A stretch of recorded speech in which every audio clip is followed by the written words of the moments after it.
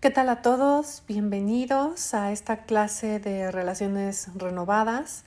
Mi nombre es Elías y esta es mi esposa Rachel. Ambos somos de Austin, Texas y servimos en el Ministerio de Solteros en se llama Equipo de Servicio de Solteros. Nosotros desde que somos cristianos, empezamos a servir en este increíble ministerio que amamos. Realmente creemos que este ministerio está llamado a llevar a la iglesia a la devoción a Cristo.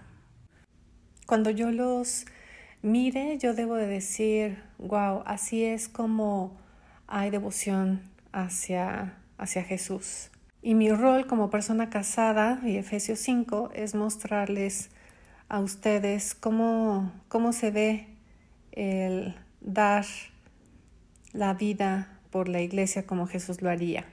Entonces, cuando ustedes me ven a mí, deberían de decir, wow, miren el sacrificio que hizo Jesús por la iglesia. Tenemos diferentes roles en la iglesia, pero el ministerio de solteros está llamado a liderar en devoción. Mostrarnos a nosotros cómo se ve cuando hay una devoción hacia Jesús. Así que bueno, estamos muy agradecidos y Rachel va aquí a presentar nuestro tiempo. Hola, ¿qué tal? Pues bueno, vamos a hablar de las relaciones renovadas. Y voy a empezar con una pequeña historia. Es mi historia.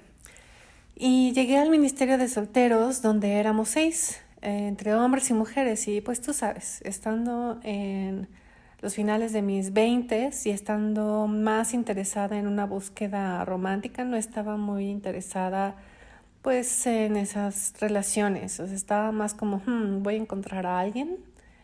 Pero pues éramos 6 y yo no tenía ningún interés romántico en ese grupo. Y entonces un domingo nuestro grupo fue a visitar otra iglesia donde tenía un grupo más grande del Ministerio de Solteros.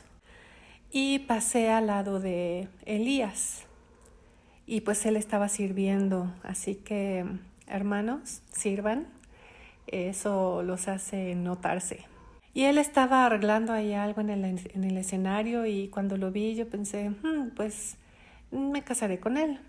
Entonces, poco tiempo después salimos en una cita a ciegas que yo organicé porque soy una mujer independiente, proactiva. Y en esa cita, pues yo vi a Elías que se estaba enamorando de mí. Y ya de regreso a casa yo le decía a mi amiga en el coche, eso es pan comido, va a ser fácil.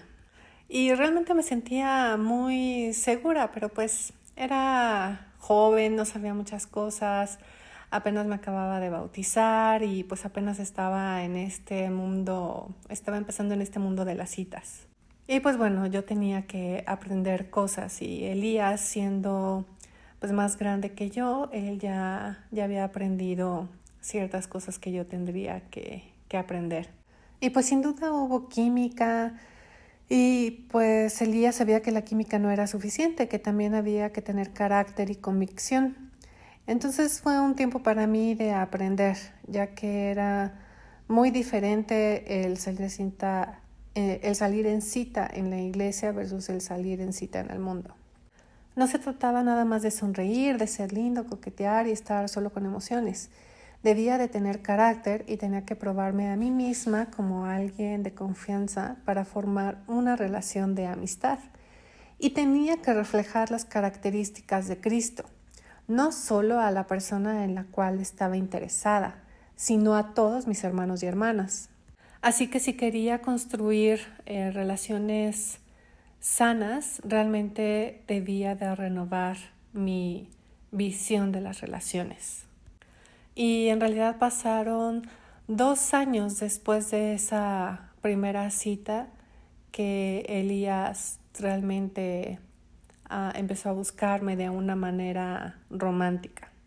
Y en ese tiempo ambos salimos con otras personas Y también en ese tiempo Dios realmente me renovó a través de mujeres más grandes que yo que me enseñaron.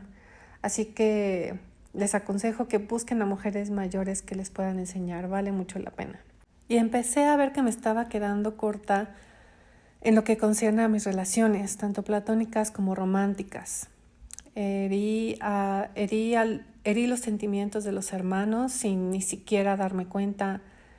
Fui irrespetuosa y no tenía idea que estaba siendo irrespetuosa.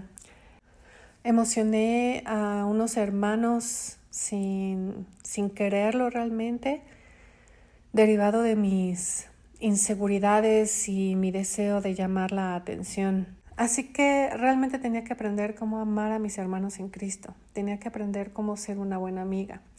Y me tomó tiempo, pero gané a unos de mis mejores amigos hombres, amistades que jamás había tenido en mi vida.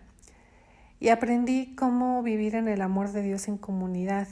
Y finalmente fui atractiva para Elías, pero en una manera diferente. Finalmente era alguien en quien él estaría interesado en conquistar. Porque era raro, para mí en verdad era raro, porque por 2 años yo no podía entender cómo es que él no venía detrás de mí. Porque él se daba la vuelta cuando él me veía venir en el salón.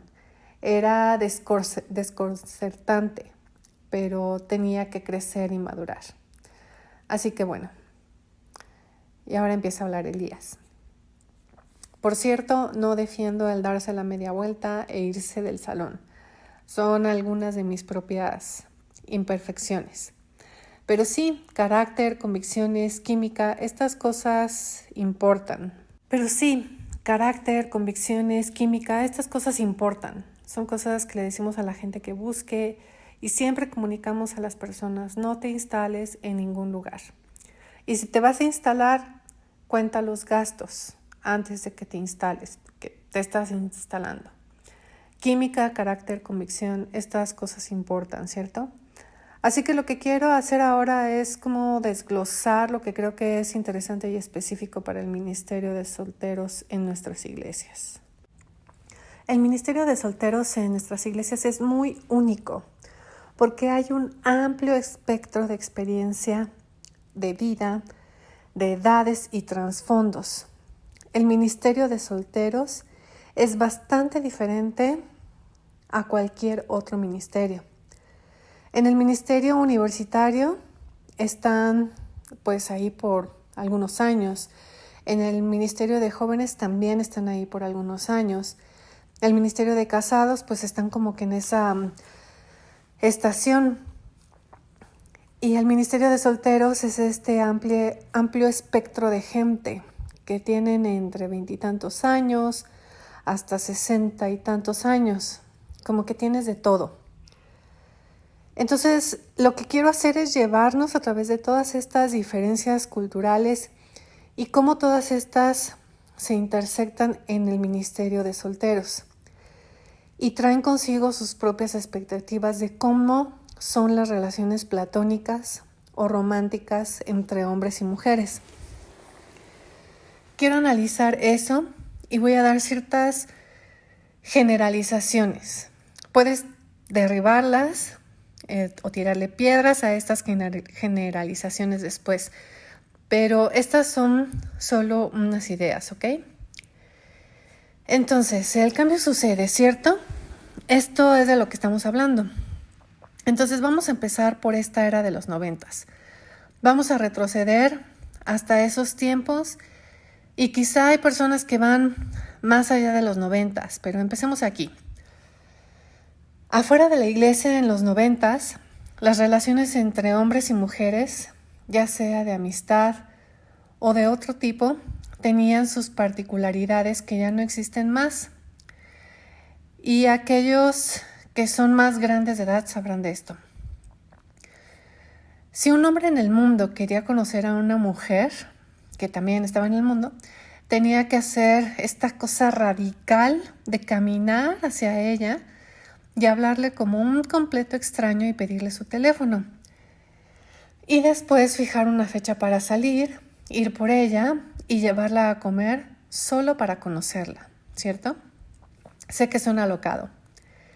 En la iglesia, en esa era, si fuiste bautizado en los 90s, había una particularidad cultural muy sólida en nuestra iglesia entre hombres y mujeres. Los límites eran muy claros en esas relaciones. Había este alto valor cultural del matrimonio, ya sea que fuera bueno o malo, lo cual es otro tema, pero había este alto estándar de valor cultural respecto a estar casado. Y muy seguido, si te enfocabas en alguien, había ciertos protocolos a seguir respecto a tu enfoque, ¿cierto? Solo lo veías en las reuniones, le llamabas solo una vez a la semana por teléfono, etc. Entre el 2000 y 2010 las cosas empiezan a cambiar.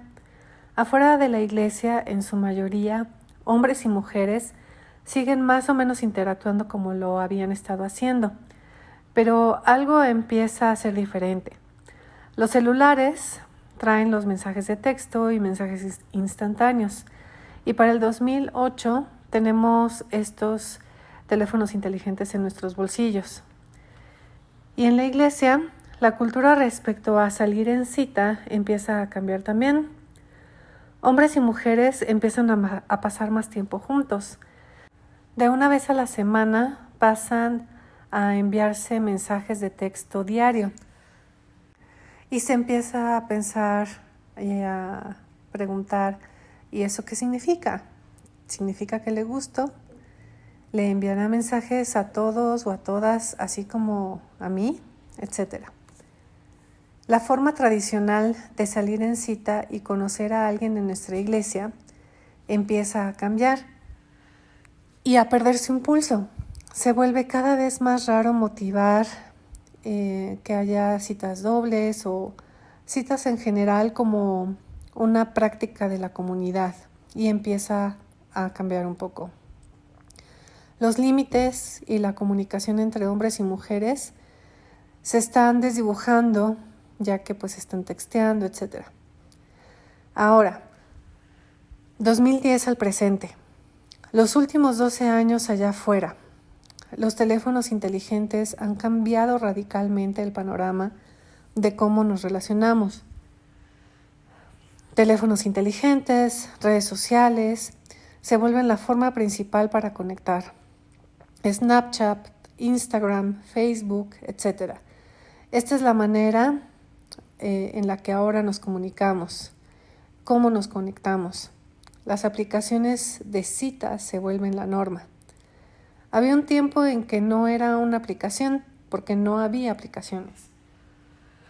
Pero había sitios para conocer gente, y era como, tienes que recurrir a un sitio web de citas. Pero ahora las aplicaciones de citas son como la única manera en que la gente conoce para salir en cita. He hablado con muchos veinteañeros y no saben cómo conocer a otros que no sea con estas apps de citas. Esa es la manera en que lo haces. Esa es la única manera en que lo haces. Entonces las cosas empiezan a cambiar radicalmente. Los encuentros sexuales empiezan a ser el centro cada vez más. El ghosting se vuelve también una norma. Ghosting es desaparecer de una relación, cortar comunicación con la otra persona sin darle ninguna explicación.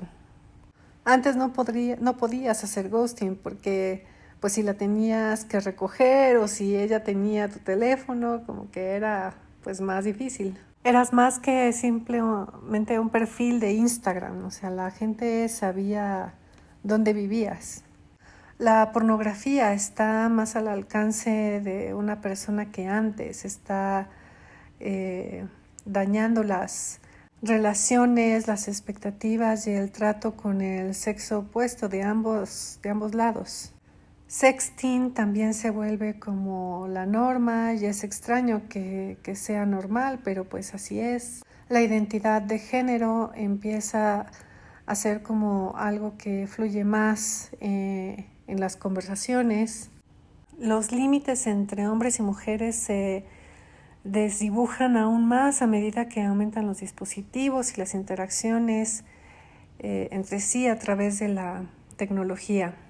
Y hay una correlación directa ante este incremento con el decremento en la empatía a través de las relaciones. Así que todas estas cosas están cambiando alrededor de nosotros.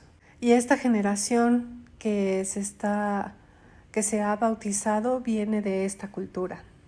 Y vienen y empiezan a escuchar esta cosa mítica que antes existía, que se llamaba salir en cita en la iglesia. Y es como, ¿de qué estás hablando, abuelito? Tengo que aparecerme con un ramo de rosas y mi moñito en la corbata, con mi coche y decir, hey, querida, vamos, ¿sabes? Y crea un poco de ansiedad porque se ponen como estos parámetros de cómo deben de ser las cosas, cuando en realidad ellos le llaman como pues simplemente vamos a pasar el tiempo. Nosotros pues solo pasamos el rato. Las relaciones entre hombres y mujeres van bien, pero pues obviamente hay todavía espacio para poder crecer, si no, no estaríamos aquí en esta clase. Ahora empieza a hablar de nuevo su esposa. Yo estuve hablando con algunos discípulos de esa era de los 90 y ellos están como decepcionados con esta cultura actual que hay respecto a las amistades y salir en cita que hay pues actualmente en nuestras iglesias, como que la sienten un poco mundana. Esas son sus palabras. Una persona me compartía de que había esta expectativa de que todo el mundo estaba invitado a estar saliendo en cita. Y pues que realmente salían en cita. Y aunque a lo mejor no a todo mundo le encantaba hacer esto, francamente como que es algo que se extraña. Ellos me decían que como que extrañan esta simplicidad que había en esas relaciones, la claridad. Y aunque antes había mucho involucramiento de parte del liderazgo, era bueno saber que la comunicación era clara. Ahora una cita como que puede ser demasiado, ¿no? Como que puede comunicar todos estos motivos que no son con intención, como que las citas pueden comunicar mucho más allá de lo que realmente es. Entonces, pues ellos expresaban que extrañan esto. También hubo otros que expresaban o admitieron que fueron dañados por este tipo de manejo de relaciones en la iglesia. En algunos hay mucho resentimiento porque pues había demasiado involucramiento por parte del liderazgo respecto a con quién vas a salir en cita, o quién es tu enfoque. No te enfoques en ese, mejor como que incitaban a que alguien realmente saliera en cita con otro, o que se enfocara realmente en otro, o disuadir a alguien de que se desenfocara cuando realmente estaba muy interesado en esa persona. Mi experiencia en el Ministerio de Solteros viene como una década después y la verdad es que me la pasé súper bien en el Ministerio de Solteros, pero pues bueno, claro, esa es mi experiencia, ¿cierto? Que llegué en una época en la que había más libertad de explorar en las relaciones entre hombres y mujeres, como que teníamos un pie en el pasado, pero también un pie en como las cosas que se venían. Y pues yo estaba muy inspirada de escuchar las historias del pasado, de cómo hacían que las relaciones funcionaran. Y de hecho pues estaba muy agradecida por recibir consejo de esas parejas, porque pues ellos lo habían hecho bien y tenían matrimonios saludables. Y no tenía ningún problema en probar cómo ellos lo habían hecho. Si eran citas dobles, no hay ningún problema. Yo lo probaba. Que no estés sola con un hermano, no hay problema, yo lo hacía. Si necesitaba hablar de lo que estaba pasando, claro, yo lo hacía. Tenía matrimonios que me hablaban y me decían cosas y pues para mí me funcionaba, para mí estuvo bien. Y me la pasé súper bien, tanto con hombres, con mujeres, me la pasé muy bien en el ministerio de solteros. Ahí fue donde conocí a mi esposo. Me la pasé tan bien que después de que nos casamos yo estuve así como rogando, por favor, déjenos quedarnos en el ministerio de solteros y pues bueno, eso sucedió.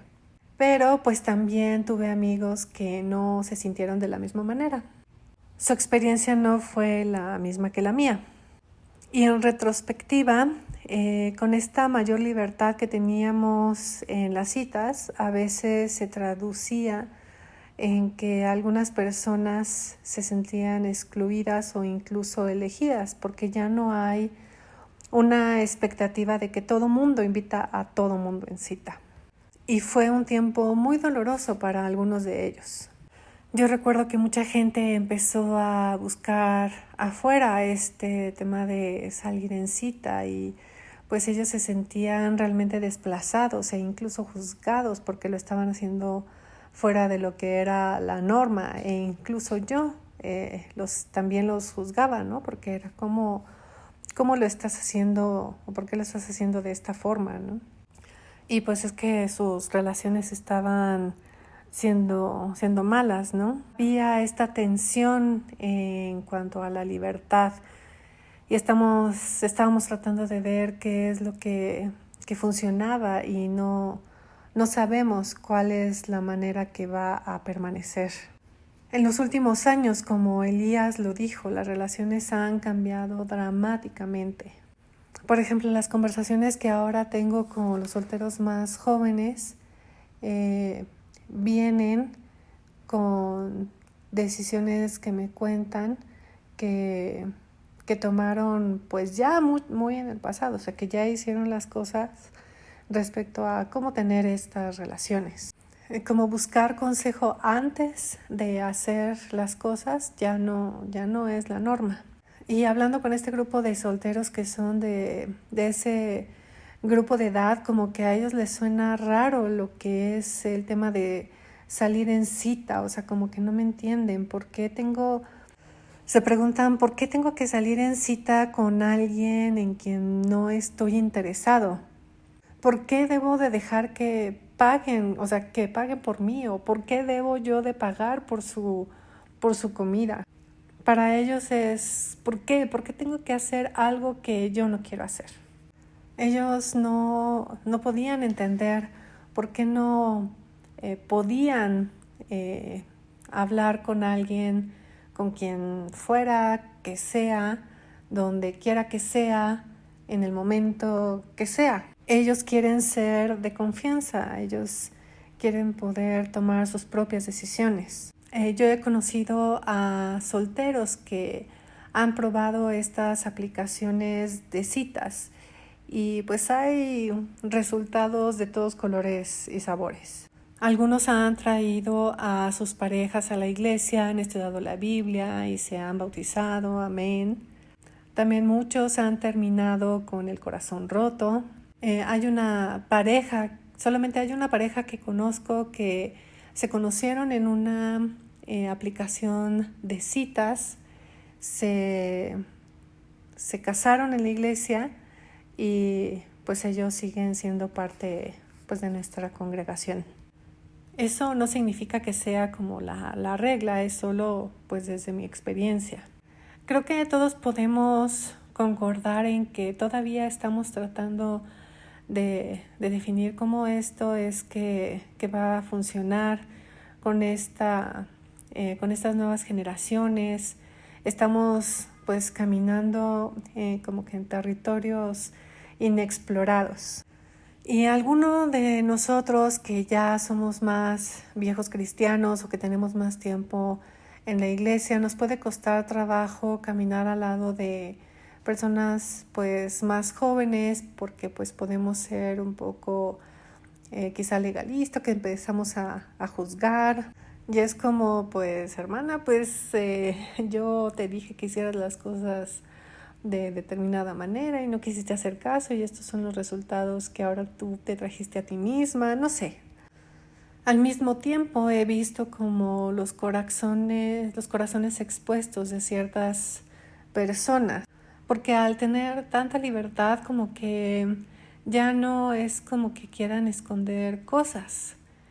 Todo está expuesto y la verdad es que se tienen unos momentos de aprendizaje muy valiosos. Y pues bueno, la verdad es que no sé hacia dónde vamos a terminar, hacia dónde va esto. Y no me lo puedo ni imaginar. Yo tengo 4 hijos de 8, 6 y 4 años. Y me pregunto, wow, o sea, ¿cómo va a ser cuando ellos tengan la edad en la que empiezan a salir en cita? Voy a entrar a su cuarto y va a ser como ellos están pasando el rato con una hermana que está como en un holograma y yo voy a estar así como, bueno, ¿qué estás haciendo? Y él va a ser como, no, mamá, ella no está realmente aquí, pero es el único tiempo que tenemos para hablar. Y es como, ¿cómo van a ser las interacciones? ¿Cómo van a ser las expectativas entre hombres y mujeres con todos estos cambios que están pasando en el mundo tan rápido? La verdad no sé cómo vaya a ser, pero lo que sí es que no podemos como partir tan finamente o separar tan definidamente cómo fue antes y cómo va a ser de ahora en adelante. No nos va a ayudar a mantener un ministerio de solteros saludablemente. No nos va a ayudar a mantener relaciones plenas, que es lo que todos nosotros queremos. Y lo que sí sé es de que Dios está destinado para y entre hombres y mujeres. Ahora empieza a hablar otra vez Elías, su esposo. Entonces, pues hay muchas cosas en las cuales navegar, ¿cierto? Y pues nuestra intención o nuestra tarea ahorita aquí es ofrecer una brújula, no un mapa. Y lo que quiero decir es de que una brújula te da dirección hacia lo que es tu meta. Pero dependiendo de dónde estás ahora, tú puedes tomar diferentes direcciones a donde quieres llegar que son diferentes al de otra persona. Un mapa es más rígido, más rápido, te dice por dónde ir, aquí es por donde tienes que pasar, esta es la ruta exacta, etc. Estamos aquí para ofrecer una brújula, no un mapa. Una brújula que tiene principios para dirigirte. Sin importar pues si empiezas en determinada generación, si empiezas en determinada parte del mundo, si empiezas en determinado pues, etapa de tu ministerio, está bien. Y esto pues es un buen principio como discípulos de Jesús, porque la cultura va a seguir cambiando. Y como discípulos de Jesús, ante todos estos cambios, si somos realmente discípulos, necesitamos agarrarnos de cosas que no cambian. La cultura va a seguir cambiando hasta que Jesús venga, pero nosotros no nos podemos mover por la cultura. Nosotros nos agarramos de cosas que no cambian. Nosotros nos agarramos al reino. Y pues estos son un par de principios que pues los conversamos con el equipo de servidores y con los ministros incluso de nuestra iglesia en Austin. Entonces voy a llevarlos a través de 4 principios que definimos. Había más, pero los resumimos en 4 que te van a poder ayudar a empezar la conversación. Entonces el primer principio es: el anhelo de conexión con los demás es un buen regalo de Dios. Anhelar, ese deseo que tienes de estar conectado con otros íntimamente para ser conocido y para conocer, ya sea con el sexo opuesto, ¿no? Ese deseo de estar conectado con otros, ese deseo es bueno, ese anhelo es bueno. Es una cosa buena que Dios diseñó. Dios te diseñó con ello. La única ocasión en la que Dios dice que algo no es bueno es cuando la humanidad está aislada. En el principio Él decía que todo lo que veía, lo veía y era bueno. Vio esto, era bueno. Vio que el hombre estaba solo, no estaba bien. Eso no estaba bien. Y yo creo que hubiera dicho lo mismo si hubiera creado a Eva primero. Hubiera dicho, no está bien que ella esté sola. Nosotros nos necesitamos unos a otros, ya sea platónicamente, nos necesitamos unos a otros, entre hermanos y hermanas. Es bueno querer estar conectado. Ese deseo de conexión, e incluso si es de manera romántica, es un anhelo humano. Es algo para ser celebrado y explorado. No es algo por lo cual sentirse avergonzado, no es para ser ignorado ni para ser reprimido. Y cuando es ignorado, avergonzado o reprimido, no es bueno, no está bien. La Biblia está llena de experiencias muy ricas que tienen resultados que vinieron de ese anhelo, de ese deseo. Y también está llena de muchas malas experiencias que vinieron con un resultado malo derivado de ese deseo. Tal como sucede ahora en el mundo, tenemos algunos pocos buenos resultados y tenemos un montón de malos resultados. Al mismo tiempo, vivimos en un mundo que ha idolatrado e incluso monetizado este deseo. Nuestro deseo de querer estar conectado con alguien del sexo opuesto puede ser fácilmente algo que podemos idolatrar. Se puede convertir en algo que es lo que más deseamos. Y ni siquiera es necesaria la intimidad que anhelamos, porque la intimidad requiere confianza, vulnerabilidad y humildad y servicio y desinterés. Y es cuando las cosas se vuelven realmente duras y reales. Nosotros queremos romance, porque es emocionante y se siente bien, ¿saben lo que digo? Entonces creamos como este culto, creamos esta industria alrededor del romance y encogemos o reducimos este deseo dado por Dios y el anhelo de conexión y lo reducimos hasta lo que es el romance y luego tratamos de ganar dinero el uno con el otro con esto. El mundo nos ofrece una versión empañada de lo que Dios puso en ti. Éxodo 23 dice, no tendrás otros dioses delante de mí. Y salir en cita y el matrimonio son hermosos y para ser celebrados, pero déjame decirte que también lo es permanecer soltero. Es hermoso. Y esto es a lo que quiero que te aferres tú como soltero en el ministerio. Como hoy hablé con un hermano que estaba casado y ahora está soltero de nuevo. Pero déjame decirte, el florecer en tu humanidad a la manera de Jesús no está sujeto a tu estado civil. Dios no está reteniendo nada de ti que necesites para experimentar plenamente la conexión. Número 2.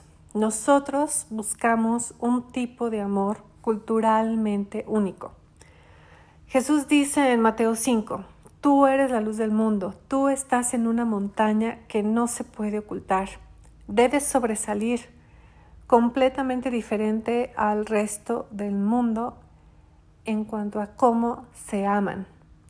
Debe ser algo completamente diferente, de tal manera que ellos digan, no sé cómo llamarlo, ¿qué es esto? ¿Qué están haciendo? ¿Cómo funcionan las relaciones? ¿Cómo se ve esto? ¿Por qué es esto así? Se ve como algo completamente diferente a lo que he visto. La prueba de aprendizaje de Jesús es un tipo de amor culturalmente único. En Juan 13, Él dice que por este tipo de cosas todos sabrán que ustedes son de verdad. El hecho de que ustedes amen diferente, que los hombres amen de diferente forma a las mujeres, que las mujeres amen de diferente forma a los hombres. que las personas puedan estar en relaciones de diferente manera. Eso es sobresaliente. Es un tipo de amor culturalmente único, donde en Romanos 12 nosotros nos honramos mutuamente por encima de nosotros mismos. Y este es un principio del que necesitamos hablar.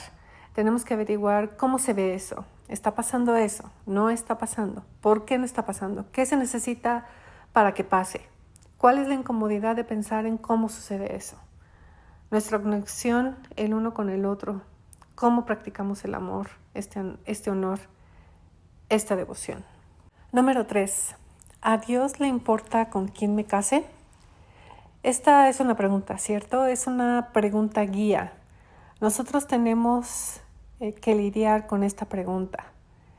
¿A Dios realmente le importa con quién me case? ¿No le importa?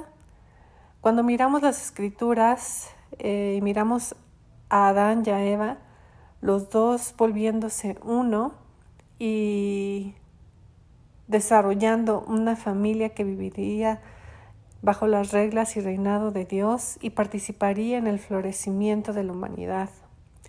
Ayudar a Dios en su gran proyecto de tomar el jardín y mudarse fuera del jardín. Porque esto es Adán y Eva, eso es lo que estaban destinados a hacer, a tomar el jardín y moverlo fuera de ahí para cubrir al mundo de florecimiento. Ahora, un bosquejo rápido de una narrativa del Antiguo Testamento en torno a Abraham. Génesis 24. Abraham ordena a su hijo Isaac que solo se case con los de su propio pueblo, solo dentro del pueblo que pertenecen a este pacto de Abraham. No es una cuestión de raza, se trataba de un pacto. Solo las personas casadas que compartían este pacto. Eso es lo que está diciendo Abraham. En Deuteronomio capítulo 7, versículos 1 al 4, Moisés ordena a todo Israel que no se case fuera de los israelitas. Dice que la ira del Señor arderá contra ti y te destruirá rápidamente. Así que hay un motivo para ti en este momento si no lo haces, ¿cierto? Un pequeño motivador extrínseco. Si no tienes convicción, déjame ayudarte. Sabes que te quemarás. Serás destruido rápidamente.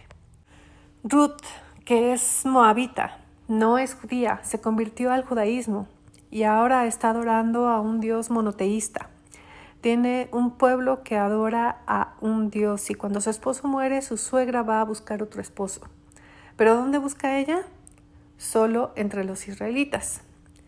Esto significaba algo para ellos, esto era significativo y con un propósito, esto era serio. Nehemías, capítulo 13, puedes leerlo, se salen con la suya, se casan con toda clase de personas, estaban teniendo hijos y creando familia con gente que adoraba a otros dioses, que no son parte del pacto de Abraham. Y Nehemías viene y los reprendió a todos. Y lo que él hace, yo no creo que lo que él hizo era realmente la intención de Dios en una situación perfecta de reinado y gobernanza, pero lo que hace Nehemías es, él dice que todos ustedes que tienen esposas de otros países que adoran a otros dioses, ellas junto con sus hijos necesitan irse. Y a todas las personas que se casaron, no los israelitas, les dijeron que tenían que irse. No se trataba de raza ni de etnia, se trataba de un pacto. Así que la gente se lo tomó en serio en el Antiguo Testamento y Jesús viene y Jesús no dijo nada al respecto. No dice nada al respecto con quién debes de casarte. ¿Por qué? Porque Él estaba hablando a los judíos. Los judíos ya saben con quién deben casarse. Muchos de ustedes provienen de culturas que son muy fuertes, culturas o países donde tu cultura es muy fuerte y sabes por tus padres con quién te ibas a casar, al menos cuál sería el color de piel, ¿correcto? O al menos cuál iba a ser su cultura o de dónde iba a venir. Algunos de nosotros aquí en Estados Unidos, esa no es realmente nuestra historia, ¿verdad?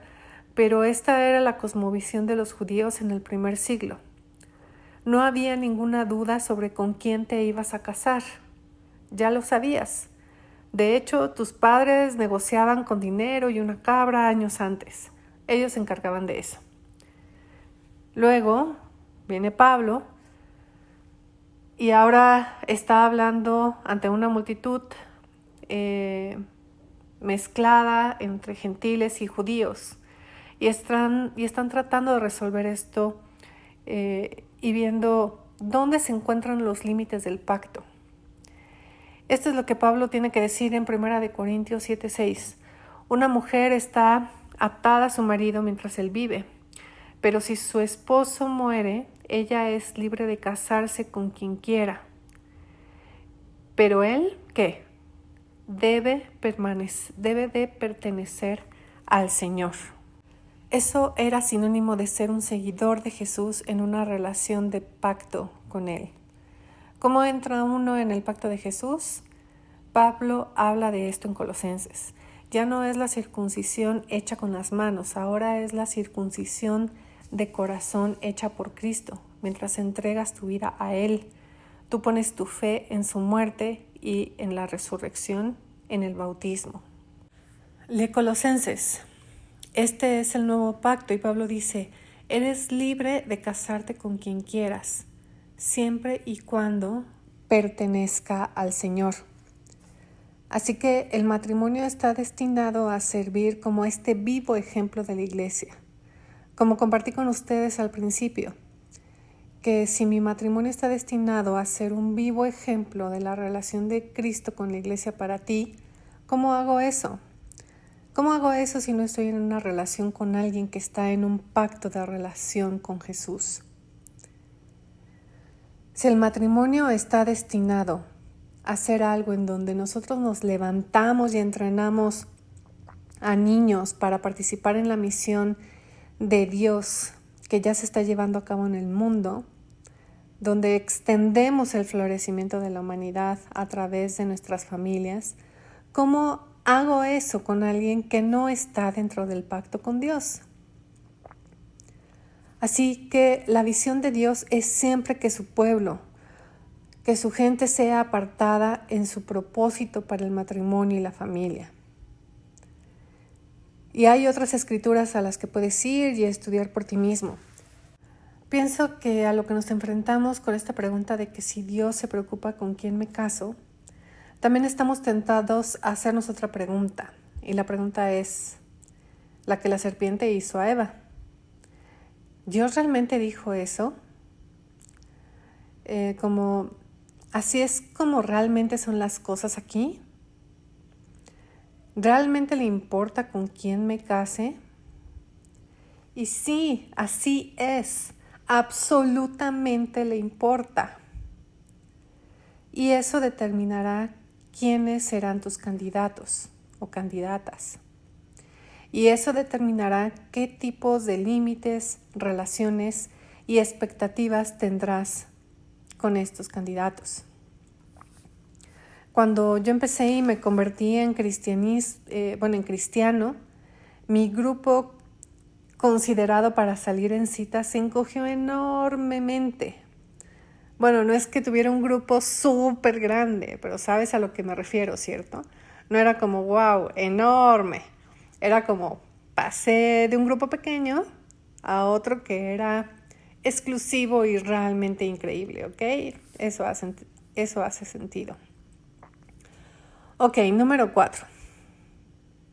Y de nuevo, solo estoy dando principios en compás con lo que yo llamaría una anatomía de la pureza o una cultura de honor. Una cultura de honor. Hay historias que se cuentan entre ustedes respecto a la pureza, lo que la pureza significa. ¿Cómo la definimos? ¿Cómo hablamos de esta idea de pureza? Quiero compartir algunas cosas desde la perspectiva de Jesús. Mateo capítulo 5, versículo del 27 al 29. Él dice, ustedes han oído que se dijo, no cometas adulterio, pero yo les digo que cualquiera que mira a una mujer y la codicia, ya ha cometido adulterio con ella en el corazón. Es un bonus para los hombres. Por tanto, si tu ojo derecho te hace pecar, sácatelo y tíralo. Más te vale perder una sola parte de tu cuerpo y no que todo él sea arrojado al infierno. ¿Ok, Jesús? Bien hecho. Ok. Haré eso de ahora en adelante. Gracias. Vivimos en un mundo muy binario, donde o es una cosa o es otra. Hay dos opciones para todo. Y es porque naciste de la modernidad y la posilustración, etc. Pero piensa acerca de estas cosas. O es esto o es otro. Negro o blanco, etc. Jesús no vivió en un mundo binario en esa forma. Y había otras opciones allá afuera. La gente hablaba con él y dice, ¿cómo lidiamos con todo este asunto de la lujuria? Él no dice, hey, tan solo vuélvete un eunuco y mira al suelo por el resto de tu vida y espera lo mejor, ¿cierto? Él tampoco dice, hey, en el reino de Dios todo está bien, todo es libertad, ¿sabes? Solo hazlo. Entonces, ¿qué es lo que él dice? Él dice, piensa en tu cuerpo. Piensa qué tan valioso es tu globo ocular. ¿Qué tan valiosa tu mano es? ¿Alguna vez mutilarías tu cuerpo? Él sabe que nadie sería tan radical. Yo nunca he conocido a nadie que se haya cortado su mano. ¿Y tú? No, claro que no. Nadie ha sido tan radical desde que él lo dijo. Al menos no en su sano juicio. Él sabe eso. Pero ¿qué es lo que trata de hacer, de decir? Él está tratando de que la gente ponga atención a su cuerpo, en que valoren no solo lo que concierne a sus ojos y cómo perciben las cosas, pero respecto a cómo sienten en su cuerpo en el que viven, en el que están. Él dice, tú valoras tu cuerpo, tú no te cortarías una parte de tu cuerpo. Entonces, valora los cuerpos de otras personas de la misma manera. ¿Ya viste lo que hace? No es esto o el otro. Es, déjame remodelar, cambiar la historia para ti y decirte una historia diferente a lo que estás pensando. Esto se trata de honrar los cuerpos de otras personas de la misma manera en la que tú honras tu cuerpo. Y en esta forma, la manera de Jesús es la ética sexual más progresista que existe en la tierra. No hay ética sexual más ilustrada que esté afuera. La gente le hace pasar un mal rato al cristianismo respecto a la ética sexual, ¿cierto? Déjame decirte, esta manera de tratar a la gente con honor y respeto por sus cuerpos como seres humanos, nadie habla de esa manera. Nadie habla de esa manera. No verdaderamente. La sexualidad y este tipo de cosas, esto es un juego de adultos en el mundo. La cultura de los encuentros sexuales casuales existe por una razón. Es un reflejo de quiénes somos. Esto es un estándar muy elevado de honor en nuestra sexualidad. Entonces, ¿cuáles son los nuevos lineamientos de la pureza en la iglesia? Y estaba como, ¿sabes? ¿Por qué? Porque trabajamos con solteros y servimos en el ministerio de solteros, etc. Y dije, miren, yo no creo que hayan cambiado, ¿cierto? Creo que seguimos con los lineamientos de pureza que están en la Biblia. Primera de Timoteo todavía existe, ¿sabes? Y el hombre joven debe tratar a las mujeres como hermanas y a las mujeres de mayor edad como madres. Eso sigue estando ahí, ¿cierto? Aún no heredaremos el reino de Dios si estamos haciendo lo que queramos. Esos lineamientos aún persisten. Pero esta es una conversación que debes de tener en tu comunidad respecto a qué significa pureza en nuestro entorno. ¿Cómo se siente? ¿Qué comunica? Pureza en un lenguaje bíblico es una buena palabra, pero quizá nosotros estamos dejando la historia equivocada al respecto.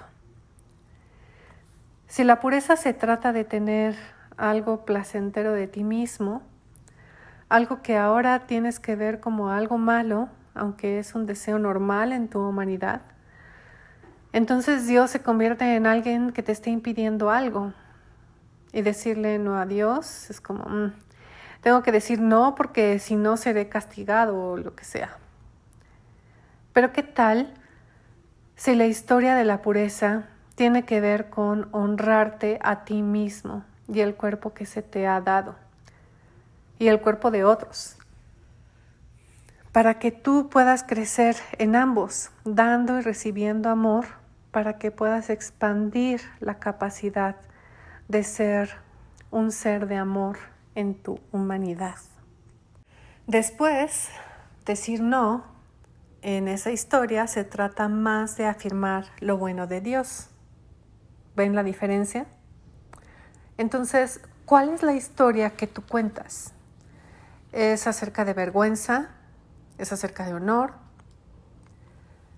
Así que estos son principios que hemos hablado y puedo decirte que estos principios le dieron una nueva forma a mis relaciones con el sexo opuesto. Yo venía del mundo, no sabía lo que hacía, era un desastre. E incluso tan solo el hecho de tener amistades con las hermanas era realmente raro. Yo era realmente raro. Ellas terminaban con sus sentimientos heridos y yo no sabía cómo es que de repente yo hería sus sentimientos. De repente una amiga de ella me estaba diciendo cómo es que yo la había lastimado a la otra hermana. ¿Sabes lo que estoy hablando? No sé cómo funciona esto, solo estoy tratando de ser un buen hombre. Y luego en el área romántica lo hice un par de veces con altas y bajas, pero básicamente tuve que aprender. Y lo que tuve que aprender fue cuáles son los principios que guían este tema. ¿Cómo funciona? Y no solo para mí, sino cómo funciona esto en comunidad.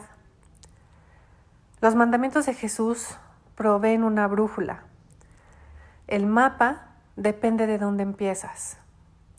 Y solo quiero decir, el mapa siempre ha sido el caso. Hace 30 años en nuestra iglesia, la cultura tan sólida como era, en la iglesia aquí en los Estados Unidos, en Los Ángeles, lo que significaba en las relaciones entre hombres y mujeres se veía muy diferente en la India. Había diferencias culturales. Así que depende de dónde te encuentres en el mundo, en qué momento renaciste en la iglesia, etcétera, tu edad, etcétera. Pero con una brújula te puedes dirigir en la dirección correcta y puedes tener las conversaciones en la comunidad. Finalmente, quiero dejarte con este pensamiento. Las relaciones están sujetas culturalmente al cambio. Las expectativas alrededor de las relaciones culturalmente, todo eso seguirá variando. Rachel habló de ello con hologramas o lo que sea que vaya a suceder. Pero nosotros nos aferramos a las cosas que no cambian. La cultura estaba cambiando alrededor de la iglesia en las cartas a los romanos. Y si lees la carta a los romanos, es densa. Pedro está como, sí, Pablo habla de cosas que son confusas a veces. Pablo escribe esta increíble y magnífica carta a los romanos, pero es pesada. Él está hablando de la raza, la etnia, la ley, gentiles, Antiguo Testamento, Nuevo Testamento, débiles, fuertes y toda esta dinámica de este grupo. Pero al final de todo él dice, yo mismo estoy convencido, mis hermanos y hermanas, de que ustedes están llenos de bondad, llenos del conocimiento y la competencia para instruirse uno al otro.